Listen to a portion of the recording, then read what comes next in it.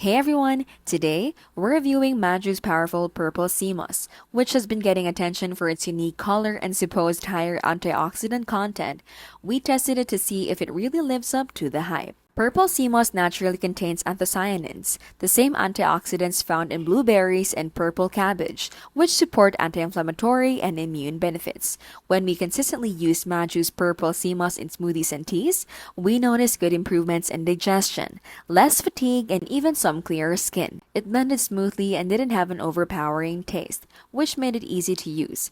The antioxidant benefit may give it a slight edge over regular golden sea moss, but the difference wasn't dramatic.